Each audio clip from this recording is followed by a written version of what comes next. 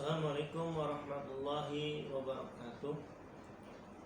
Alhamdulillahi wahdah, wassalatu wassalamu ala rasulillah wa ala alihi wa sahbihi wa man walah, wa la hawla wa la quwata illa billah. Amma ba'd. Allahumma inna nas'aluka ilman nafi'a wa rizqan thayyiba wa amalan mutaqabbala. Baik anak-anakku, kita lanjutkan materi kita di pelajaran fikih. Silahkan semuanya dipersiapkan buku fikihnya sampai pada pelajaran ke-6 halaman 29 ya. Dan ini bab terakhir dalam masalah zakat ya, karena setelah ini kita masuk ke bab baru yaitu masalah puasa. Baik, kita langsung saja agar tidak panjang videonya. Bismillahirrahmanirrahim. Judulnya adalah zakat perdagangan dan uang. Di dalam syariat Islam, segala usaha yang menghasilkan harta benda sebagai sumber penghidupan akan terkena hukum wajib zakat. Di dalam agama kita, semua yang menghasilkan harta ataupun benda sebagai sumber penghidupan akan terkena hukum wajib zakat. Seperti halnya pada pertanian, perdagangan pun demikian. Syariat Islam menetapkan adanya zakat dalam perdagangan dan uang yang dihasilkan. Untuk lebih jelasnya ikuti pelajaran kali ini dengan baik. Ya, ada firman Allah Subhanahu wa taala surat Al-Baqarah ayat 267, kata Allah, "Ya ayyuhalladzina amanu anfiqu min thayyibati ma kasabtum." Wahai orang-orang beriman, infakkan sebagian dari hasil usahamu yang baik-baik. Ya, Allah menyuruh kita berinfak dari hasil usaha yang baik ya. Kalau usaha yang buruk tentu tidak diperbolehkan untuk kita mensedekahkannya, menginfakkannya. Sekarang zakat perdagangan. Perdagangan atau perniagaan di dalam bahasa Arab disebut dengan tijarah. Apa disebutnya? Tijarah. Ini nama lain perdagangan atau perniagaan. Harta perdagangan adalah harta yang didapat dari usaha berdagang. Ya, harta yang didapat dari usaha berdagang ini namanya harta perdagangan.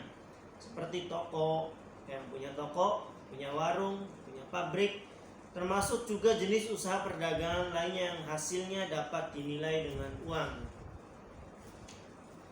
Usaha perdagangan wajib dikeluarkan zakatnya apabila telah mencapai haul dan nisab. Ya, ini sama. Haulnya ya 1 tahun, sudah jualannya selama 1 tahun, dan nisabnya nanti berapa batas minimalnya sama dengan emas, yaitu 85 gram emas murni, kurang lebih 85 gram emas murni. Saya ringkaskan saja biar kalian gak bingung. Perdagangan dan uang ini kalau kalian punya toko, punya perusahaan, punya warung. Nah, misal buka bulan Januari, 1 Januari. Kapan zakatnya? Nanti akhir tahun Desember ya, tanggal 31 misalkan 31 Desember itu kalian harus ngitung. Oh, ternyata dagangan saya telah mencapai nisab. Misalkan nisabnya harga emas yang 85 gramnya adalah 50 juta misalkan. 85 gram emas murni 50 juta. Sedangkan dagangannya 51 juta kalau di total nilainya ya, maka sudah wajib zakat. Kenapa? Karena batas minimalnya nisabnya dia sudah mencapai ya, dan sudah mencapai haul pula, yaitu sudah 1 tahun. Tadi bukanya Januari, terus dihitungnya bulan apa? Desember. Itu ringkasnya seperti itu ya. Di bawahnya itu contoh-contoh saya. Berapa zakatnya? Zakatnya nggak besar, cuma 2,5%. Sedikit sekali. Zakatnya cuma 2,5%. Ini zakatnya. Ya, punya uang misalkan 50 juta, ya, sudah disimpan selama 1 tahun. Zakatnya cuma 2,5%. Sedikit sekali, ya. Baik. Zakat uang pun sama di sini di halaman 31. Nih, zakat uang pun sama. Uang termasuk harta baik yang berupa kertas maupun logam. Uangnya bisa kertas, bisa logam, dalam mata uang nasional maupun mata uang asing, ya dolar atau yang lainnya. Setiap muslim yang memiliki kekayaan berupa uang wajib membayar zakatnya jika telah mencapai nisab dan haul. Zakat uang ini termasuk ke dalam zakat harta atau zakat mal, ya. Haul untuk uang 1 tahun sama, ya, disimpannya uangnya sudah 1 tahun, disimpan di lemari sudah 1 tahun, atau disimpan di bank sudah 1 tahun misalkan.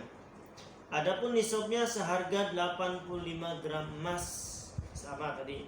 Dengan demikian apabila seorang, ini contoh ya, jadi uangnya sudah setara dengan 85 gram emas, tergantung emasnya 1 gramnya berapa emas murni. Ya, misalkan harga emas murni 1 juta, ya kalikan saja dengan 85, berarti 85 juta. Nah, 85 juta ini sudah disimpan selama 1 tahun, maka wajib zakat.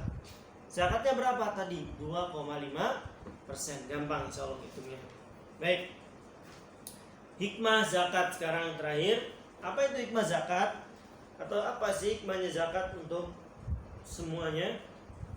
Zakat mempunyai banyak hikmah dan memberikan segudang manfaat, baik untuk muzaki. Siapa itu muzaki? Muzaki itu orang yang memberi zakat. Atau mustahik. Siapa itu mustahik? Orang yang menerima zakat, maupun masyarakat umumnya. Bagi para muzaki, menunaikan zakat merupakan salah satu bentuk syukur atas nikmat harta yang dianugerahkan Allah kepada mereka. Zakat juga akan membersihkan hati dari sifat kikir dan menggantinya dengan sifat-sifat yang mulia, ya. Ini bagi muzaki, bagi orang kayanya. Yang kaya ngasih zakat, ini manfaatnya mensucikan hartanya, mensucikan hatinya, dan menghilangkan sifat-sifat kikir, pelit, ya. Misalnya sifat gemar menolong sama tanpa pamrih, ini yang akan muncul nanti. Tidak hanya itu, zakat akan mensucikan harta benda dan melindungi diri dari bencana. Ini manfaat zakat untuk para orang kaya. Sekarang untuk orang-orang mustahik atau orang yang berhak menerima zakat, orang miskin dan lain-lainnya, tentu akan meringankan beban hidup mereka. Ya, orang yang berhutang dapat terbebas dari hutangnya. Orang yang sedang berjuang di jalan Allah akan dimudahkan perjuangannya. Orang yang kehabisan bekal di perjalanan akan dapat melanjutkan perjalanannya. Sedangkan bagi masyarakat luas, zakat akan membantu menciptakan ketentraman dan keadilan di tengah masyarakat. Ya. Bagi masyarakat luas, zakat akan membantu menciptakan ketentraman dan keadilan di tengah masyarakat. Dengan zakat, orang yang sedang mengalami kesulitan hidup tidak akan berpikir untuk melakukan kejahatan. Tapi tali persaudaraan antara yang miskin dan yang kaya akan semakin erat, sehingga tidak ada kesenjangan di antara mereka. Ini manfaatnya. Jadi untuk muzaki, untuk orang kaya, mensucikan hati, mensucikan harta mereka, ya, menghilangkan sifat kikir, pelit, ya, terhindar dari bencana, menyembuhkan orang-orang sakit, ya. Untuk mustahiknya, untuk orang yang menerima zakatnya pun bisa menopang hidupnya, ya. Untuk masyarakat luas yang tadinya mau mencuri, karena nggak ada makanan dikasih dari zakat, maka dia nggak jadi mencuri. Jadi akan jadi semuanya akan dapat manfaat dari zakat ini. Baik, itu saja. Nanti sekarang pahamnya bisa kalian baca, ya. Sekarang pahamnya bisa kalian baca sendiri, lalu evaluasinya seperti biasa kalian kerjakan. Barakallahu fikum. Subhanakallahumma bihamdik, asyhadu an la ilaha illa anta, astaghfiruka wa atubu ilaik. Assalamualaikum warahmatullahi wabarakatuh.